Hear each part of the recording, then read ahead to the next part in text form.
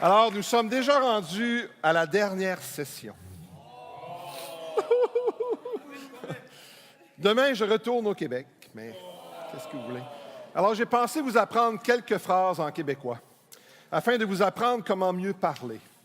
Alors, au lieu de dire « Comment ça va ce matin ?», la vraie façon de le dire, c'est « Comment ça file en matin ?»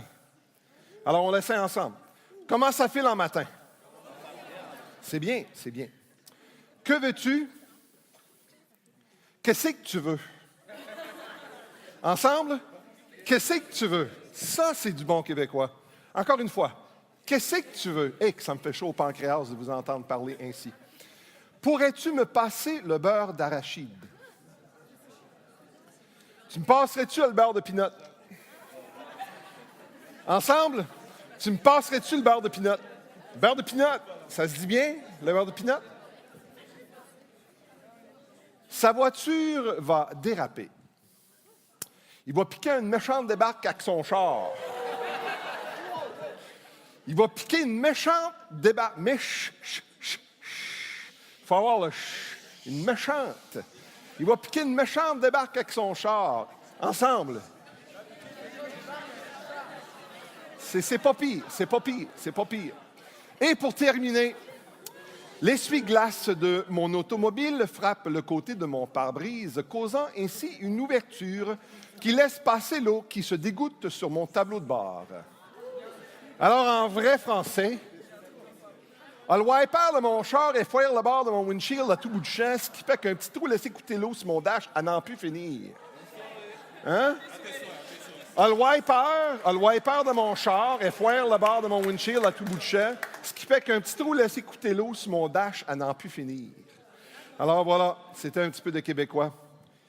Sérieusement, ça a été une grande joie d'être avec vous autres. Puis je sais que les orateurs disent ça tout le temps, mais c'est vrai.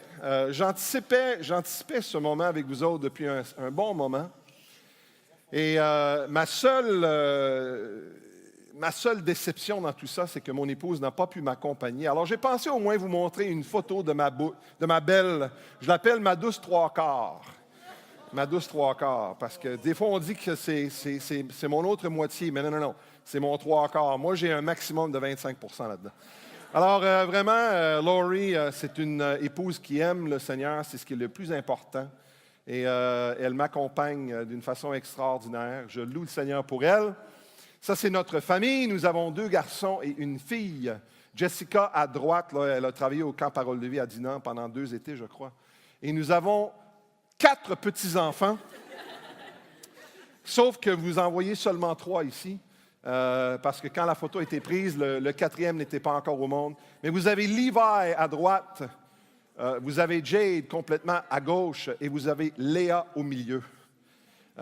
Mon fils aime Star Wars, donc ça prend Léa à quelque part dans le portrait. Et je ne veux pas manquer le petit Jacob qui est arrivé par la suite. Alors voilà, le petit Jacob. Alors notre ministère avec Parole de vie, on est avec Parole de vie depuis 23 ans maintenant. Et on œuvre parmi les différentes écoles bibliques, en faisant des camps, en faisant l'enseignement dans les instituts bibliques. Et certains d'entre vous nous ont déjà rencontrés par nos projets duct tape du coin du bricoleur. Alors, j'ai pensé vous montrer ce qu'est le coin du bricoleur.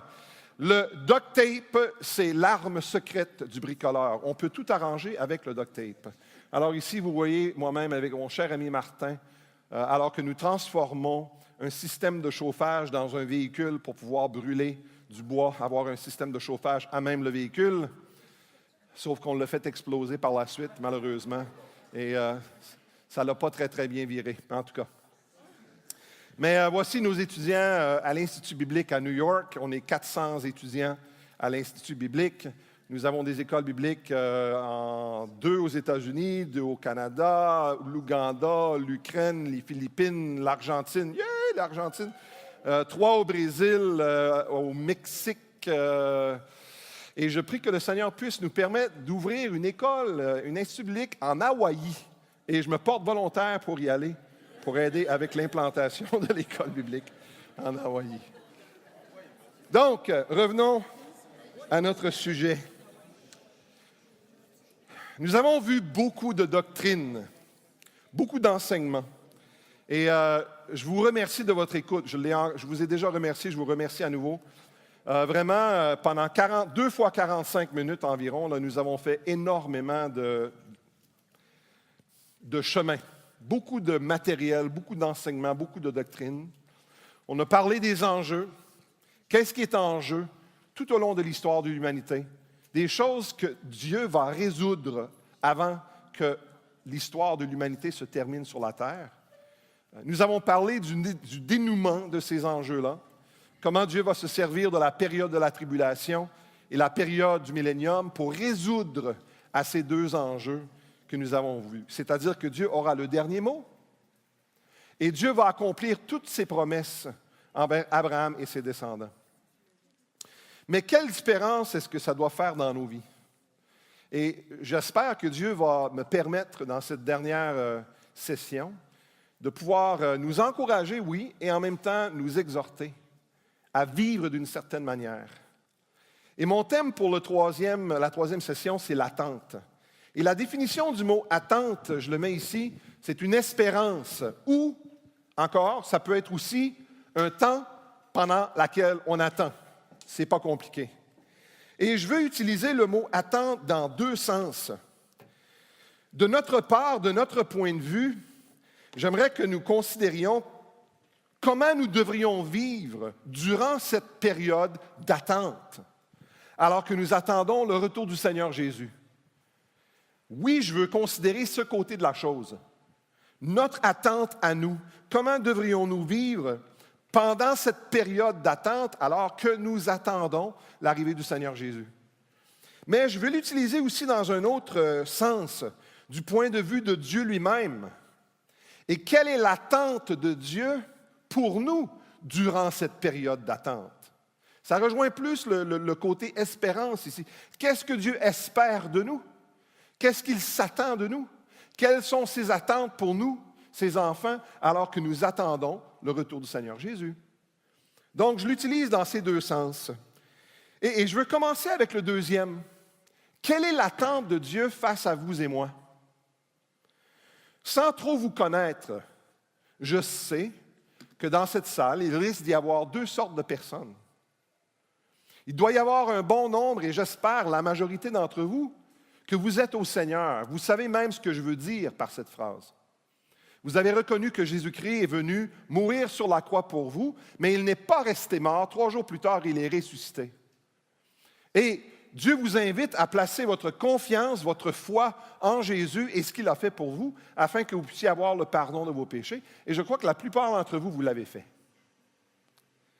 Mais je reconnais qu'il pourrait aussi y avoir des gens ici que vous n'avez jamais pris ce pas-là. Et je commence avec vous cet après-midi.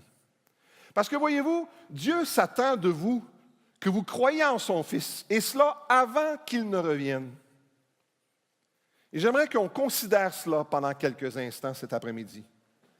L'attente de Dieu pour vous qui êtes ici cet après-midi, qui n'avez jamais placé votre confiance en Jésus, c'est que vous allez croire en lui avant que cela ne soit trop tard, avant que Jésus ne revienne. Voilà l'attente de Dieu.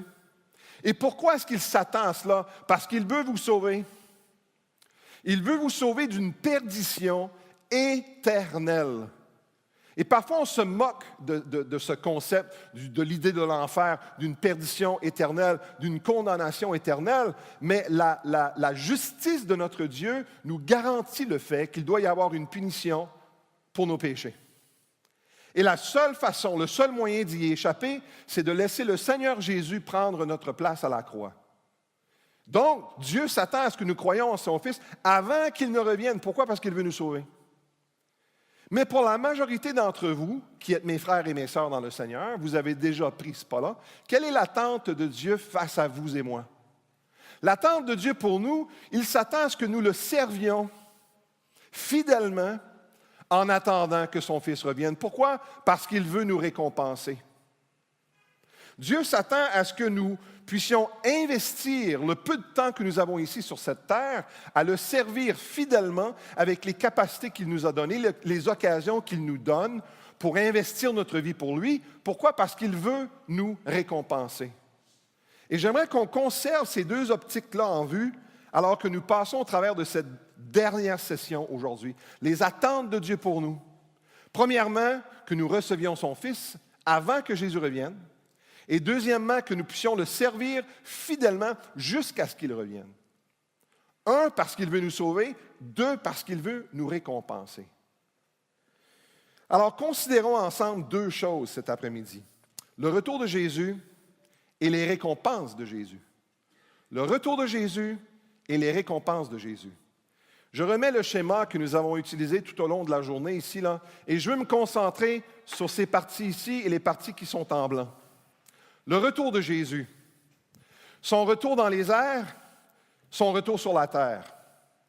J'aimerais qu'on considère aussi les récompenses de Jésus. Les récompenses qui valent la peine d'avoir au tribunal de Christ et les récompenses que vous ne voulez pas recevoir lors du jugement du grand trône blanc. Ce sont tous des termes que vous avez certainement, probablement, du moins entendus, mais j'aimerais qu'on puisse les comprendre un peu plus. Parlons tout d'abord du retour de Jésus-Christ et ensuite nous parlerons des récompenses de Jésus-Christ. Quand nous parlons du retour du Seigneur, combien d'entre vous croyez que Jésus pourrait revenir avant la fin de ce message? Combien d'entre vous croyez que Jésus pourrait revenir avant la fin de ce message? Peut-être le quart, peut-être la moitié. Certains sont endormis. OK. Mais quelle sorte de retour anticipez-vous lorsque vous dites, et je suis d'accord avec vous en passant, lorsque vous exprimez le fait que vous croyez que Jésus pourrait revenir aujourd'hui? Eh bien, vous êtes en train d'exprimer une attente, une espérance par rapport à un premier aspect du retour de Jésus dont je vais vous parler. Il s'agit ici de son retour dans les airs, avec un but précis. Et ce but-là, c'est d'enlever son épouse, l'Église. C'est pourquoi nous appelons souvent ce retour du Seigneur l'enlèvement. L'enlèvement de quoi? L'enlèvement de son épouse. Qui est l'épouse de Jésus-Christ? Selon Éphésiens 5 et d'autres textes, l'Église elle-même, tous ceux qui sont en Christ. Nous lisons au sujet de ce retour de Jésus dans les airs dans 1 Thessaloniciens au chapitre 4. Et juste pour revenir brièvement à mon image ici, on parle donc de ce retour de Jésus dans les airs. La ligne jaune, c'est le Seigneur Jésus, crucifié à la croix, ressuscité, retourné au ciel, qui vient sur la terre, non, il vient dans les airs pour prendre son Église, ce qu'on appelle l'enlèvement. La parole de Dieu nous parle de cet événement dans 1 Thessaloniciens au chapitre 4, et je vous en fais une lecture d'une bonne partie de ce texte. Car si nous croyons que Jésus est mort et qu'il est ressuscité, croyons aussi que Dieu ramènera par Jésus et avec lui ceux qui sont morts. Voici en effet ce que nous vous déclarons d'après la parole du Seigneur. Nous, les vivants, restés pour l'avènement du Seigneur, nous ne devancerons pas ceux qui sont morts. En passant, avez-vous remarqué que Paul s'attendait à être parmi les vivants lorsque Jésus reviendrait? C'était son espoir. Nous, les vivants. Il aurait levé la main dans la salle si l'apôtre Paul aurait été ici. En passant, si l'apôtre Paul aurait été ici, je ne serais pas ici. Je lui donnerais ma place. Pas d'amen? Je voudrais entendre l'apôtre Paul beaucoup plus que moi-même. Mais il aurait levé la main parce que Paul s'attendait au retour du Seigneur dans les airs à n'importe quel moment. Continuons la lecture. Car le Seigneur lui-même, à un signal donné, à la voix d'un archange et au son de la trompette de Dieu, descendra du ciel, et les morts en Christ ressusciteront premièrement. Et ensuite, nous, les vivants, voyez-vous, Paul pensait qu'il serait parmi les vivants. Nous, les vivants qui seront restés, nous serons tous ensemble enlevés avec eux sur des nuées à la rencontre du Seigneur ou dans les airs. Et ainsi, nous serons toujours avec le Seigneur. Consolez-vous donc les uns les autres par ces paroles. Remarquons quelques détails dans ce texte. Ceci n'est pas le retour de Jésus sur la terre, frères et sœurs. C'est une rencontre dans les airs. À vrai dire, on ne devrait pas vraiment l'appeler le retour du Seigneur. L'avènement du Seigneur, oui. L'enlèvement de son épouse, oui. Mais Jésus ne revient pas sur la terre. Nous allons à la rencontre du Seigneur dans les airs. Les morts en Christ ressusciteront premièrement. Ensuite, nous, les vivants, nous serons tous ensemble élevés avec eux dans les airs pour aller à la rencontre du Seigneur. Et vous dites, bien, comment est-ce que je vais pouvoir lever du sol sans avoir un avion, sans avoir un hélicoptère, sans avoir une fusée pour me permettre de monter? La réponse est très simple. Dans 1 Corinthiens 15, un texte que je n'ai pas mis à l'écran, mais un texte qui parle aussi du retour du Seigneur dans les airs, le texte nous dit que nous serons transformés en un clin d'œil. Ce corps mortel sera remplacé par un corps glorieux, comme le corps du Seigneur Jésus. Et tout comme le corps du Seigneur Jésus, son corps glorifié, il a levé de terre lorsqu'il est retourné au ciel du Mont des Oliviers. De la même manière, nous monterons avec nos corps glorifiés à la rencontre du Seigneur dans les airs. Donc ici, on ne parle pas du retour du Seigneur Jésus sur la terre pour combattre contre les nations, pour faire fendre le Mont des Oliviers en deux, pour établir son règne en roi sur toutes les nations de la terre. Ça, c'est un peu plus tard. Ceci est un retour dans les airs. Et nous allons à la rencontre du Seigneur dans les airs. Et cet événement nous est présenté comme étant un événement imminent. C'est un mot-clé, ça. Un événement imminent, c'est-à-dire qui peut arriver à tout moment. Rien ne doit arriver avant que cela puisse se produire.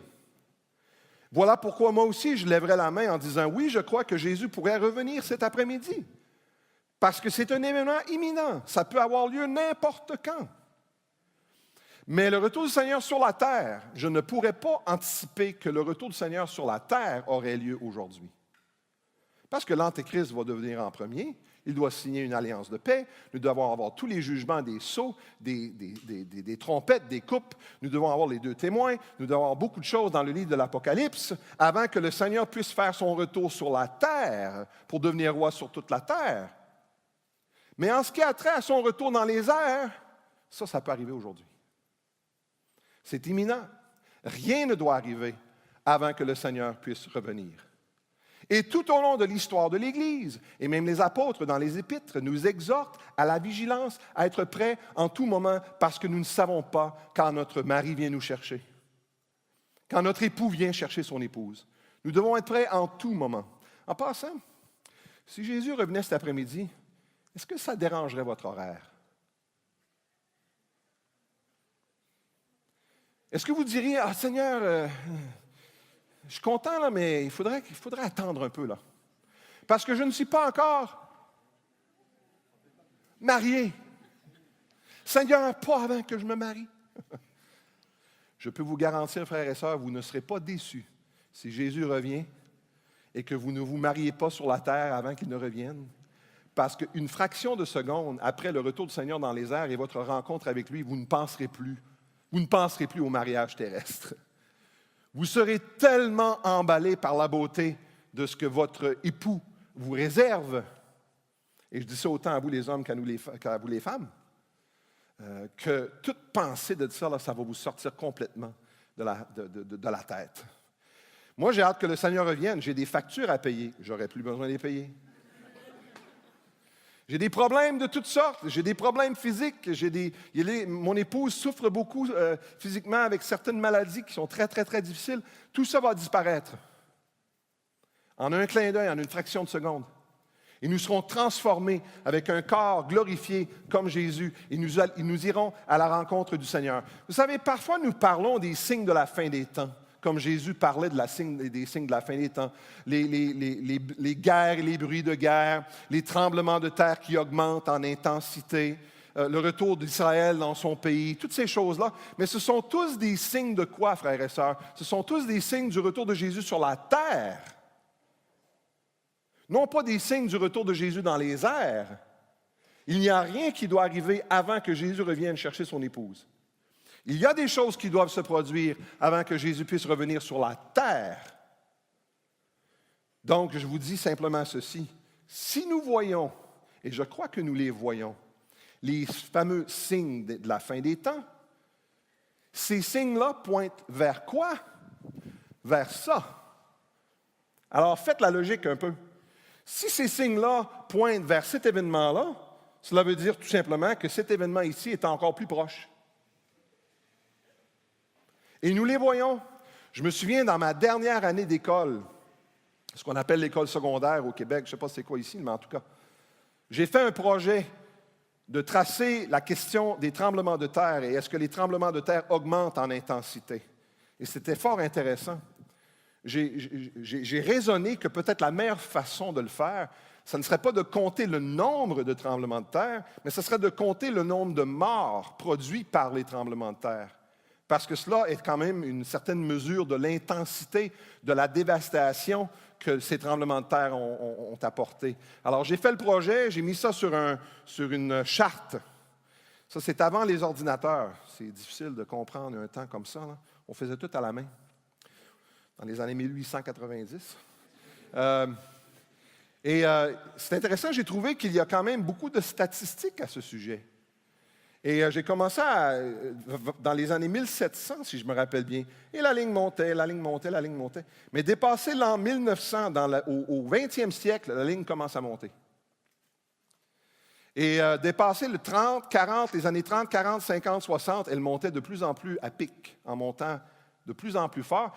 Et à la fin, alors qu'on était rendu à la fin des années 70, début des années 80, c'est alors que j'étais dans ma dernière année d'école au secondaire, j'ai dû rajouter 2 morceaux de papier à la droite pour aller chercher les dernières statistiques, là, tellement qu'elles étaient élevées. Et Jésus dit, quand vous voyez de telles choses, sachez que le retour du Fils de l'homme est proche à la porte. Et ça, c'est au début des années 80. Depuis ce temps-là, 2006, 200 000 morts avec les tsunamis causés par les tremblements de terre. On peut parler du tremblement de terre, plusieurs tremblements de terre juste dans les 5-10 dernières années. Et vous êtes assez jeunes que presque, en tout cas la plupart d'entre vous, presque toutes vos vies, votre vécu, vous êtes habitués à entendre parler de tremblements de terre qui enlèvent la vie à des dizaines de milliers de personnes. Mais je vous dis, ceci n'a pas été la norme tout au long de l'histoire. Il y a quelque chose qui se passe, j'avoue. Et Jésus dit, vous ne pouvez pas savoir le jour ni l'heure, mais vous êtes supposés de reconnaître la saison. On ne peut pas savoir le jour ni l'heure, mais nous sommes supposés de reconnaître la saison. Il dit, quand vous voyez ces choses, sachez que le retour du Fils de l'homme est proche à la porte. Et ça, c'est le retour de Jésus sur terre. Les signes qui pointent vers celle qui est à droite, là, le retour de Jésus sur la terre. Alors, si on voit ces signes-là, imaginez, le retour de Jésus dans les airs est encore plus proche. Je ne donne pas de date. Je fais tout simplement constater des faits et faire remarquer les paroles du Seigneur Jésus. Quelqu'un de ne pas remarquer qu'Israël est revenu dans son pays, okay? Puis de ne pas remarquer les tremblements de terre qui augmentent, et de ne pas remarquer tout ce qui se passe au niveau des guerres à travers le monde, c'est d'être entièrement endormi face à ce qui se passe. C'est qu'on n'est pas en train de porter attention à ce qui se passe dans notre monde aujourd'hui. Alors, sans vouloir mettre de date, on ne peut pas mettre de date, Jésus nous dit de reconnaître la saison. Mais pour revenir au retour du Seigneur Jésus dans les airs, je vous pose une question. Je te pose, je vais te tutoyer pour rendre ça plus personnel. Est-ce ton attente qu'il pourrait revenir te chercher aujourd'hui même? Si Jésus devait revenir, on va dire, à 17 heures, seriez-vous prêt à le rencontrer? S'il revenait dans 1 heure, bien, on est déjà dépassé 17 heures. On a tous manqué l'enlèvement. Non. S'il devait revenir à 18 heures, seriez-vous prêt?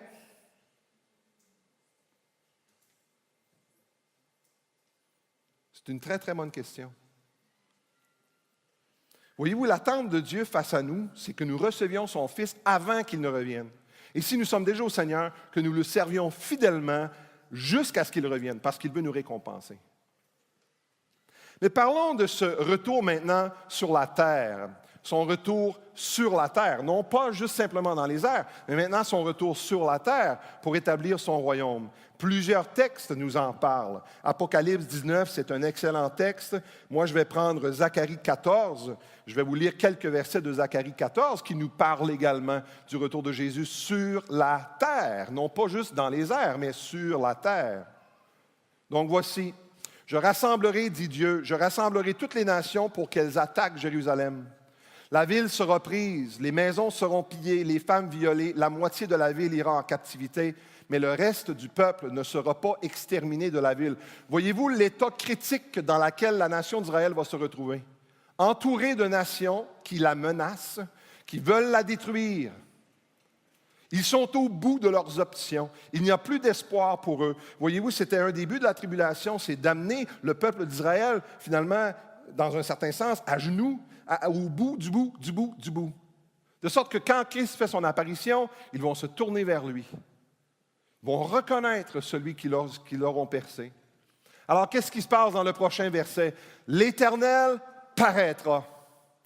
Et il combattra ces nations comme il combat au jour de la bataille. Ses pieds se poseront en ce jour-là sur la montagne des Oliviers. Puis, même le texte nous dit où est située la montagne des Oliviers, pour être certain que nous comprenions où il va revenir. Qui est vis-à-vis de Jérusalem, mais de quel côté? Du côté de l'Orient, c'est le côté est. La montagne des Oliviers se fendra par le milieu à l'Orient et à l'Occident, et il se formera une très grande vallée. Une moitié de la montagne reculera vers le septentrion, ça veut dire vers le nord, et une moitié vers le midi, ça veut dire vers le sud. Vous fuirez alors dans la vallée de mes montagnes, et l'Éternel, mon Dieu, viendra, et tous ses saints avec lui. Si vous voulez savoir où vous êtes dans l'Ancien Testament, vous êtes là. Tous ses saints avec lui. Et tout veut dire tout, et c'est tout ce que tout veut dire, c'est tout. Alors il vient avec tous ses saints parce que nous sommes déjà avec lui. Nous avons été enlevés 7 ans auparavant. Nous avons été avec notre époux. Nous revenons avec lui. L'Éternel sera roi de toute la terre. En ce jour-là, l'Éternel sera le seul Éternel et son nom sera le seul nom. Remarquons quelques détails concernant le retour de Jésus sur la terre. Il descendra sur le mont des Oliviers. Ça, ce n'est pas une rencontre dans les airs, ça. Il descend sur le mont des Oliviers. J'ai souvent été au mont des Oliviers. J'ai souvent contemplé aussi le mont des Oliviers depuis la porte, ce qu'on appelle la porte dorée sur le côté est de Jérusalem. J'ai souvent imaginé cette scène, Jésus qui revient. Le grand moment du, est-ce que vous vous rappelez de ça, en bon québécois? Le grand moment du tassez-vous de là, qui veut dire Jésus, là, rien ne va l'arrêter lorsqu'il revient en gloire. Il sera accompagné de tous les saints qui seront déjà avec lui. Verset 5. Il combattra les nations et sauvera la nation d'Israël. Verset 3. Et il établira son royaume sur toute la terre. Il sera roi de toute la terre. Au verset 9. Donc, frères et sœurs, pour revenir à notre dessin, ici, là, nous avons le retour de Jésus dans les airs, qui pourrait arriver en tout moment. Et nous croyons sincèrement que cela pourrait être aujourd'hui. Et même, j'aime dire que Jésus revient probablement aujourd'hui. C'est comme ça que j'aime le considérer. Jésus revient probablement aujourd'hui. Mais combien d'entre nous, lorsqu'on se lève le matin, combien d'entre nous considérons réellement cette possibilité? Que c'est peut-être notre dernière journée sur la terre. Sommes-nous comme les sceptiques qui disent « Ah, ça fait 2000 ans que nous disons que Jésus va revenir. Il n'est jamais revenu. » Donc, ça veut dire qu'il ne reviendra jamais. Ces sceptiques qui ne remarquent pas qu'est-ce qui se passe autour de nous. Les technologies qui augmentent, la capacité de pouvoir voyager qui augmente, la connaissance qui augmente, l'Internet qui rejoint tous les peuples de la Terre de plus en plus ensemble, tout ça permettant des choses qui autrefois auraient été difficiles d'imaginer. Un antéchrist qui a un système global, mondial de contrôle politique, militaire, économique, ça on peut facilement le voir de nos jours. Le pays d'Israël qui refait surface, qui revient dans le portrait, les tremblements de terre qui augmentent. Frères et sœurs, sans vouloir mettre de date, Jésus dit, quand vous voyez ces choses, sachez que le retour du Fils de l'homme est proche à la porte. Donc, frères et sœurs, le retour du Seigneur Jésus, est-ce que nous le prenons au sérieux? Ça peut avoir lieu aujourd'hui. Ça, il y a des événements qui doivent se passer avant, mais non pas pour celui-ci. C'est pourquoi nous attendons l'arrivée du Christ. Nous n'attendons pas l'arrivée de l'Antéchrist. Notre espérance, c'est l'arrivée du Christ. Et lorsque nous serons enlevés dans les airs, je n'ai pas le temps de vraiment le décortiquer, vraiment de l'expliquer, mais lorsque l'Église sera enlevée, celui qui retient l'apparition de l'Antéchrist sera alors enlevé aussi. Et l'Antéchrist pourra faire à ce moment-là son apparition, selon 2 Thessaloniciens et le chapitre 2. Alors, est-ce que je crois que l'Antéchrist vit aujourd'hui? Je crois que le candidat actuel pour l'Antéchrist, aux yeux de Satan, existe aujourd'hui. Mais lui, ne sachant pas quand l'Église sera enlevée, il ne sait pas quand il va pouvoir amener son homme au pouvoir. Donc, il doit être prêt en tout temps avec un homme prêt pour avancer cet homme-là aussitôt que celui qui le retient soit enlevé. Et aussitôt que nous serons enlevés, il pourra amener cet homme au pouvoir. C'est pour cela que je crois que le candidat actuel pour l'Antéchrist est vivant déjà.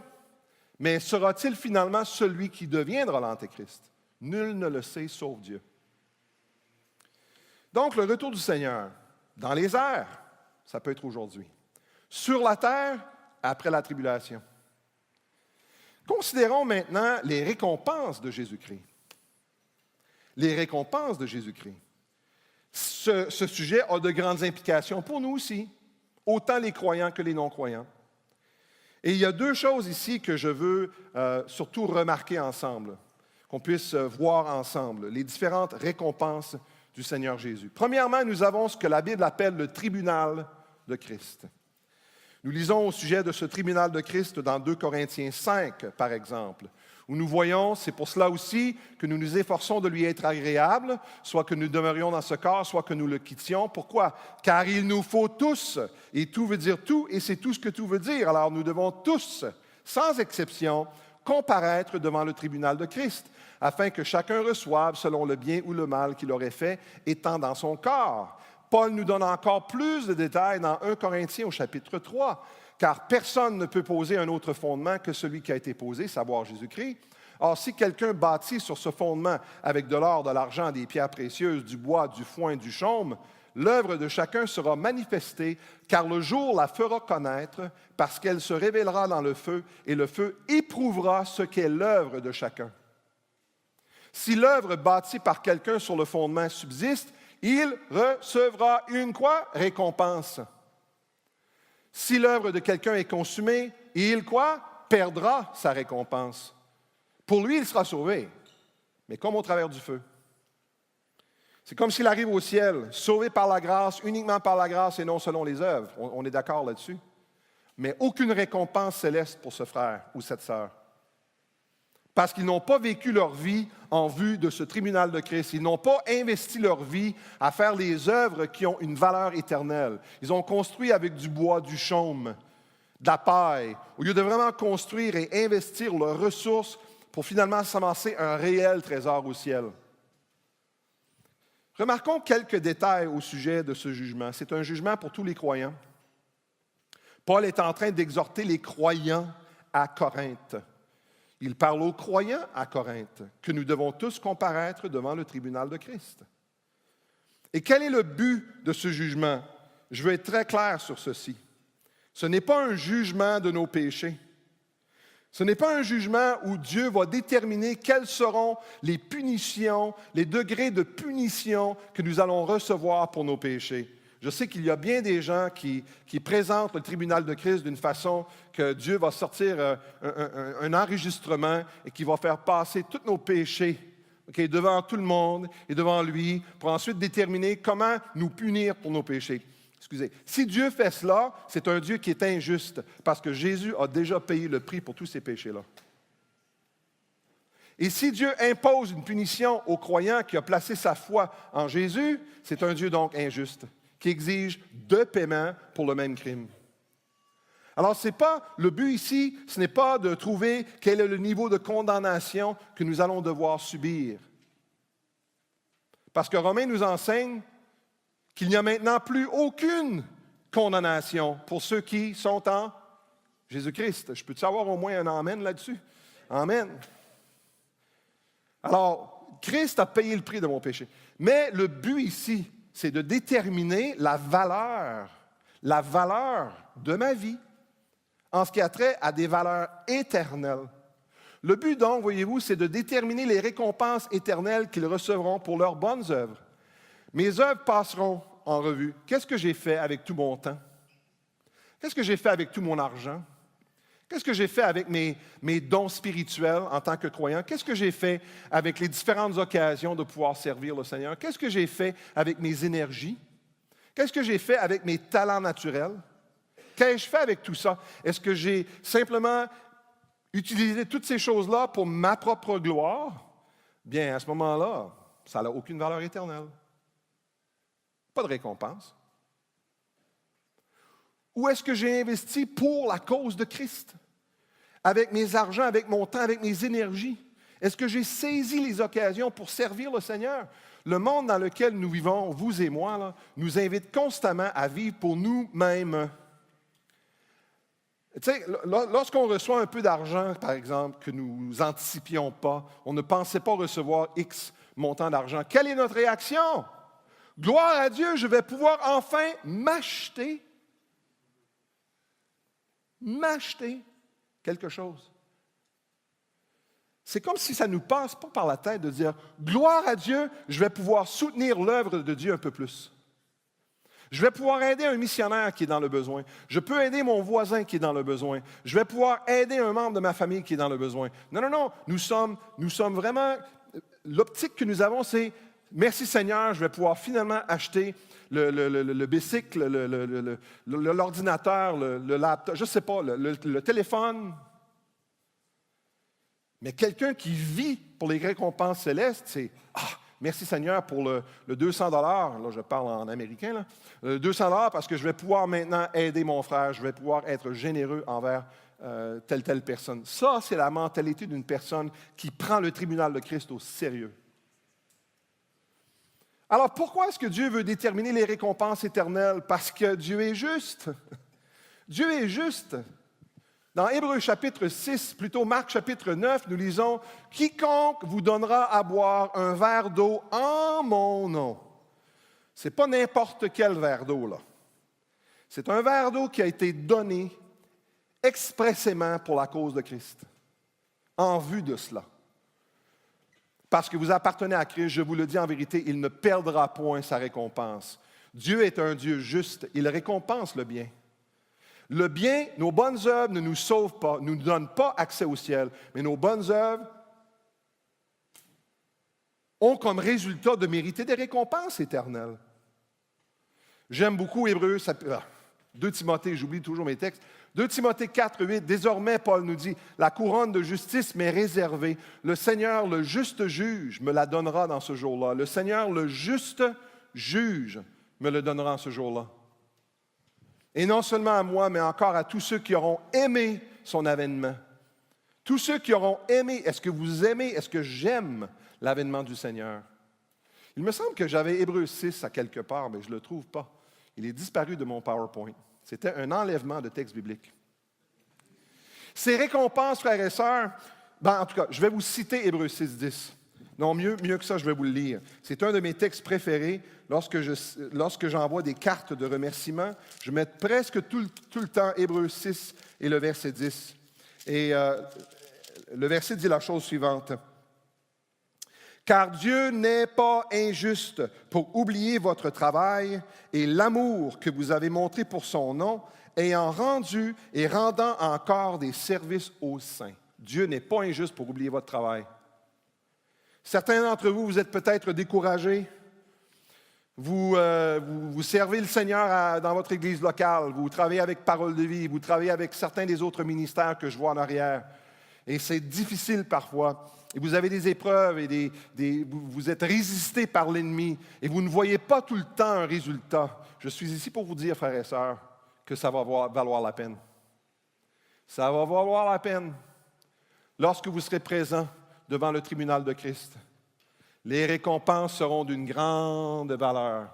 Jésus nous dit, ne vous amassez pas des trésors sur la terre. Trésors, trésors. Où la teigne et la rouille détruisent et où les voleurs percent et dérobent, mais amassez-vous des trésors dans le ciel.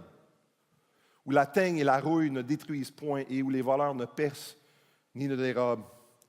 Mes frères et sœurs, ne pas les obtenir sera une perte tragique. Si l'œuvre bâtie par quelqu'un sur le fondement subsiste, il recevra une récompense. Si l'œuvre de quelqu'un est consumée, il perdra sa récompense. Pour lui, il sera sauvé, mais comme au travers du feu. C'est certes qu'on ne peut pas développer tous les éléments concernant cette question des récompenses célestes, mais l'accès au ciel est uniquement par la foi sans les œuvres. Mais toutes les bénédictions potentielles du ciel ne seront pas expérimentées par tous. Il y a des bénédictions potentielles du ciel qui sont réservées pour ceux qui s'amassent des trésors au ciel. C'est pourquoi Jésus et Paul et Pierre et Jean nous encouragent, alors que nous attendons le retour du Seigneur, nous qui sommes au Seigneur, nous devons penser au tribunal de Christ. Est-ce que vous y pensez des fois? Ça, c'est une image que je garde dans la Bible. Elle me rappelle le jour où je vais me tenir devant le Seigneur. Et je m'imagine le Seigneur Jésus dans son amour qui m'accueille dans ses bras comme ça. Et vous voyez ici dans la main droite de ce jeune homme, il a les couronnes qui lui ont été données. Et je conserve cette image-là dans ma Bible pour me rappeler qu'un jour, moi, un enfant de Dieu, je vais me tenir devant le Seigneur Jésus aussi certainement que je me tiens devant vous aujourd'hui. Quand j'avais 20 ans, je n'y pensais pas trop. J'ai maintenant 54 ans. Et j'y pense de plus en plus. Un jour, je vais me tenir devant le Seigneur Jésus. Marc, qu'est-ce que tu as fait avec ton temps, ton argent, tes occasions, tes énergies, tes dons spirituels, tes talents que je t'ai donnés, je te les ai donnés, je te les ai prêtés en fait. Est-ce que tu les as investis? Est-ce que tu as tenu compte de la fin de l'histoire afin de pouvoir bien vivre pour la gloire de Dieu? Pour terminer, frères et sœurs, en fait, j'aimerais terminer le message ici. Je préférerais faire mon arrêt ici, et probablement plusieurs d'entre vous aussi. Seigneur, s'il te plaît, qu'il puisse arrêter. Mais je ne peux pas, parce que ces récompenses dont je viens de vous parler ne sont pas les seules que Jésus va remettre. Il y aura des récompenses qui ne seront pas du tout désirables, qu'il va devoir remettre à certaines personnes dans un deuxième jugement qui s'appelle le jugement du grand trône blanc.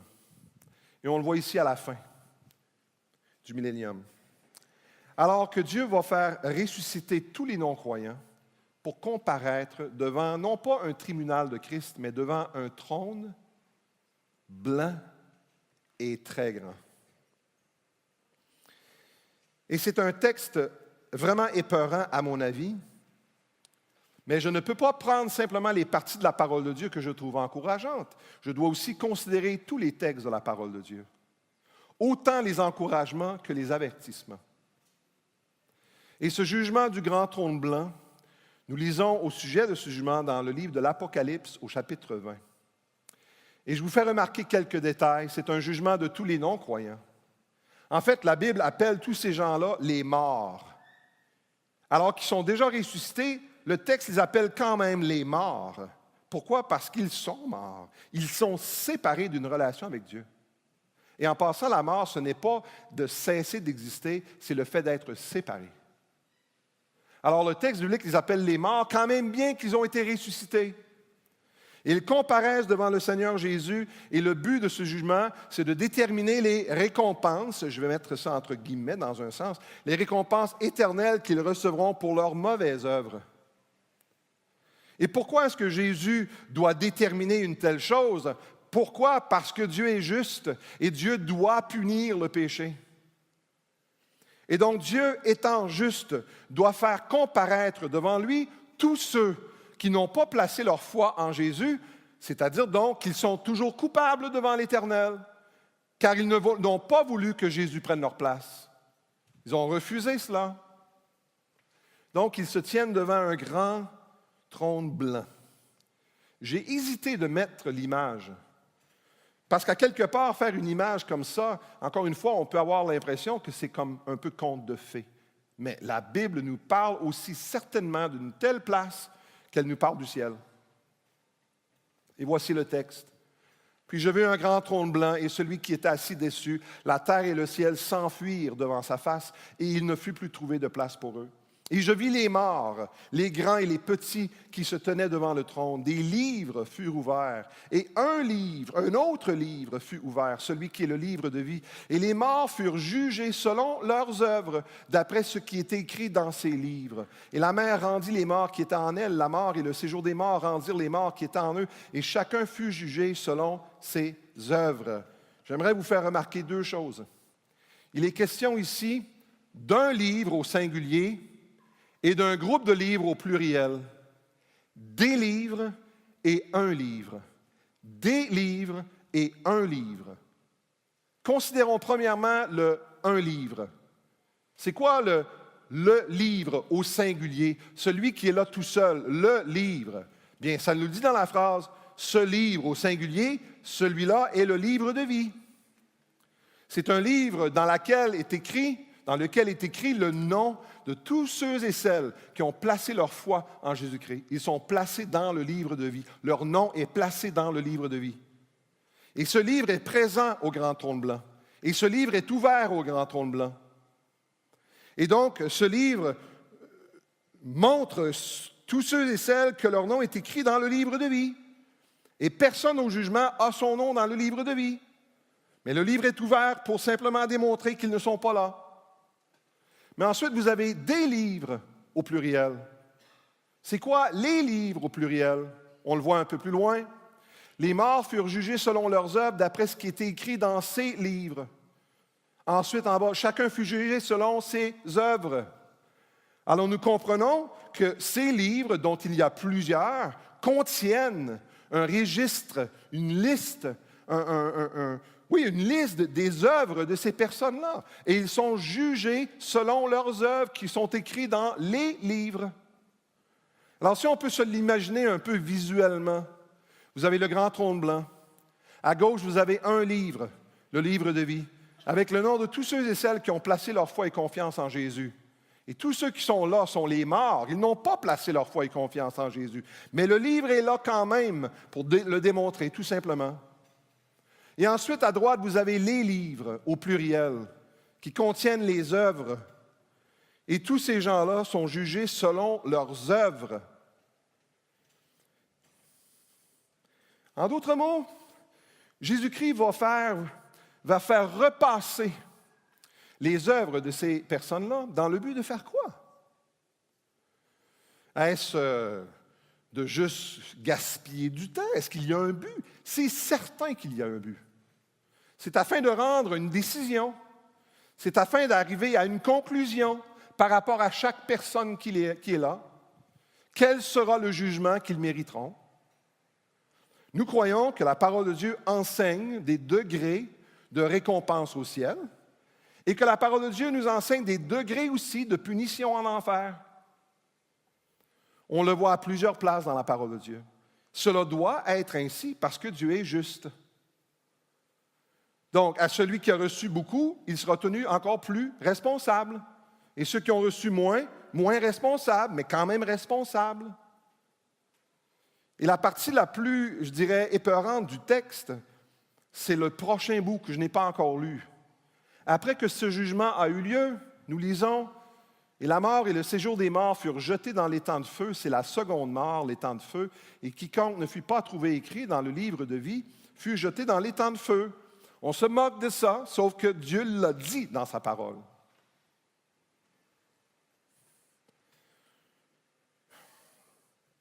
J'ai hésité d'utiliser cette image, mais je vais la mettre quand même. D'imaginer une personne dans cet endroit que la parole de Dieu appelle l'étang de feu. Et le texte ici en anglais dit tout simplement « God is not going to give unbelievers an eternal experience that is unbearable ». En d'autres mots, Dieu ne va pas donner aux incroyants, non-croyants, une expérience qui est complètement intolérable. Cela sera tolérable. Ce sont des hommes et des femmes qui ont été ressuscités avec des corps immortels aussi, sauf qu'ils ne se ramassent pas dans la présence de Dieu, ils sont dans l'étang de feu. Et ils auront été jugés selon leurs œuvres. Frères et sœurs, comment est-ce qu'un Dieu d'amour peut agir ainsi? Et la réponse, c'est que Dieu est autant juste qu'il est amour. Est-ce que nous voulons vraiment qu'un homme comme Hitler, admettons, puisse ne pas recevoir une juste punition pour ce qu'il a fait? Ah, vous dites, oui, Hitler, oui, on le voit très bien en enfer. Pas de problème. Osama Bin Laden, c'est certain qu'il se ramasse en enfer. Il le mérite pleinement. Mais à part ces quelques exceptions, la plupart d'entre nous, on n'est pas si pire que ça. Mais c'est parce qu'on se compare à Hitler au lieu de se comparer avec Dieu. Si on se comparerait avec la sainteté de Dieu, nous verrions que nous ne sommes pas loin d'être des Hitler et des Osama Bin Laden non plus. Et c'est à cause de cette réalité, frères et sœurs, à cause de cette réalité, chers amis, Dieu étant amour, mais Dieu étant juste aussi, le fait que Dieu doit punir le péché, c'est justement à cause de cela que Dieu, par amour pour toi, a envoyé son Fils Jésus, pour qu'il puisse aller à la croix et subir cette punition-là à ta place. Jean 3,16, vous le connaissez, car Dieu a tant aimé le monde qu'il a donné son Fils unique afin que quiconque veut dire quiconque, n'importe qui, afin que quiconque croit en lui ne périsse point, mais qu'il ait la vie éternelle. Voilà pourquoi Dieu, dans son amour, a envoyé son Fils ici. Dieu doit punir le péché. Donc, le génie du salut, c'est que Dieu a pris la punition sur lui-même en envoyant son Fils. Et son Fils est venu volontairement à notre place, prendre notre place à la croix. Maintenant, si nous ne voulons rien savoir de Jésus, il n'y a pas d'autre moyen. Si on ne veut pas que Jésus prenne notre place à la croix, eh bien, c'est nous qui devons payer la dette de notre péché. C'est nous qui allons, c'est vous, c'est toi qui refuse le Seigneur. Là. C'est toi qui devras donc comparaître devant le grand trône blanc. Et on peut se moquer de cet événement-là, on peut dire « Ah, ça n'aura pas lieu, je veux croire certaines parties de la parole de Dieu, mais pas d'autres. » Mais vous jouez avec le texte de la Bible. Dieu nous a donné ces enseignements, frères et sœurs, pour que nous puissions être avertis. Êtes-vous prêts pour le retour du Seigneur Jésus? Dieu nous a dessiné le portrait de la fin. C'est certain qu'il ne nous a pas donné tous les détails, mais il nous a donné beaucoup de détails. Pourquoi? Parce qu'il veut nous montrer que c'est lui qui est souverain, qui aura le dernier mot, pour nous encourager par le fait qu'il va accomplir toutes ses promesses. Tout ce qui est en jeu, Dieu va y résoudre avant la fin de l'histoire de l'humanité. Mais il nous a aussi donné tous ces détails pour nous motiver à vivre d'une certaine manière et à faire de bons choix. C'est à nous de porter attention à ces avertissements et c'est à nous de porter attention à ces encouragements aussi. Et donc, Dieu s'attend à ce que nous croyions en son Fils avant qu'il ne revienne. Avez-vous cru dans le nom du Seigneur Jésus? Vous dites, bien, je ne suis pas certain, je ne suis pas sûr de ce que ça peut représenter. Je serai le premier à vouloir parler avec vous pour vous expliquer en quoi ça consiste. Qu'est-ce que cela veut dire que de placer notre foi, notre confiance dans le Seigneur Jésus? Pourquoi est-ce que Dieu s'attend à cela? Parce qu'il veut vous sauver. Il veut vous sauver. Il veut te sauver de la punition que tu mérites en raison de ton péché. Et pour nous les croyants, avant même de le demander aux croyants, je vous repose une question aux autres. Est-ce que votre nom est écrit dans le livre de vie? Est-ce que votre nom là, est écrit dans le livre de vie? Vous êtes certain de cela parce que vous avez placé votre foi et votre confiance en Jésus.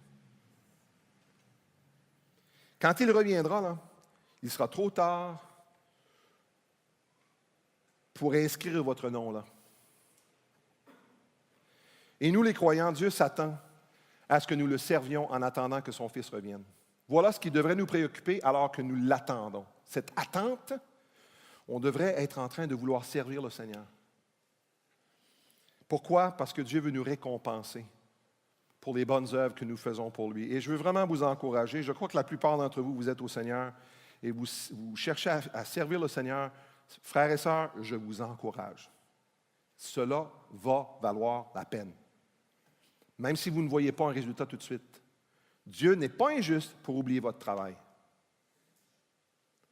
Vivez-vous de telle manière à être prêt là, pour ce moment-là où vous allez comparaître devant le tribunal de Christ. Imaginez-vous là, le Seigneur Jésus dans toute sa générosité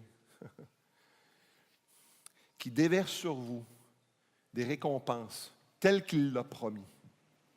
Oh boy, ça va valoir la peine.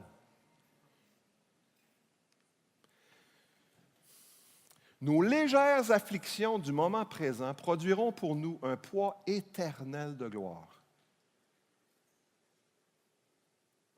Demain, je retourne au Québec. Je ne sais pas ce que vous allez faire avec ces messages-là. Mais je vous lance ce défi en terminant. C'est que lorsqu'on arrive au ciel, nous allons faire un petit retour sur cette conférence. On va faire un petit rassemblement des anciens de la conférence de la fin des temps à Paris, au mois de février 2018. Et le but de la rencontre, non seulement ce serait de passer un bon moment ensemble et cueillir quelques Doritos sur les arbres, n'est-ce pas, pour apprécier, mais ça va être de partager ensemble ce que le Seigneur a fait en nous et au travers de nous. Et je vous lance ce défi. Assurez-vous d'y être. Premièrement, assurez-vous d'y être parce que votre nom est inscrit dans le livre de vie, parce que vous avez placé votre confiance en Jésus pour le salut de vos âmes. Assurez-vous d'y être. Et deuxièmement, vivez vos vies dès lors, à partir d'aujourd'hui s'il le faut, si vous ne l'avez pas encore fait, vivez vos vies de telle manière que lorsque nous serons rassemblés ensemble, vous aurez quelque chose à partager. Quelque chose vraiment vrai à partager. En d'autres mots, que Dieu, effectivement, vous lui avez permis de faire un travail au travers de votre vie. N'arrivez pas là avec rien. Ah, j'ai gagné le 20e niveau de tel jeu vidéo. Pff, je m'en fous de ça. Là. Ça vaut rien, ça. J'ai regardé tous les films dans la série un tel. J'ai écouté chaque émission de tel programme. Pff, ça vaut rien, ça. Je suis devenu la personne la plus populaire à mon école. Ça vaut-tu quelque chose? Non. Mais de dire, j'ai été fidèle à servir le Seigneur dans mon église locale.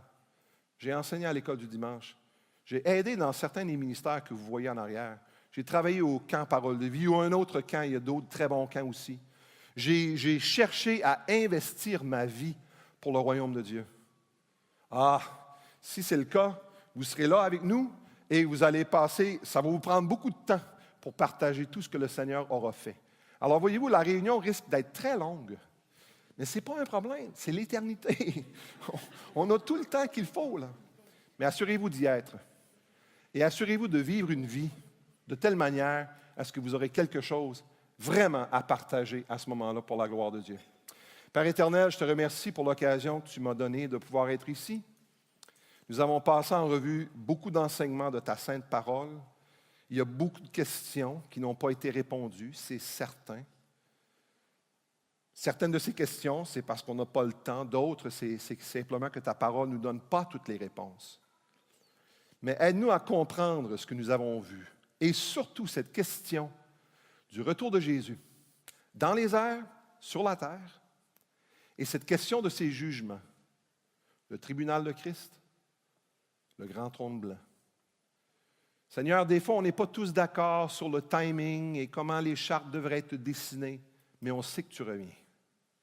Et c'est probablement aujourd'hui. Aide-nous, Seigneur, à vivre pour ta gloire. Et pour ceux et celles qui ne te connaissent pas, qui n'ont pas la certitude que leur nom est écrit dans le livre de vie, je prie qu'aujourd'hui même, ils puissent prendre cette décision-là et avoir cette certitude. Alors aide-nous, Seigneur. On t'aime, on veut vivre pour toi, mais on ne peut pas le faire sans ton aide. Merci de nous aider. Et alors, Seigneur, bénis-nous, bénis ce groupe, Seigneur. Fais en sorte qu'ils puissent, que leur vie puisse faire ébranler ce pays pour ta gloire. Je te le demande, au nom du Seigneur Jésus. Amen.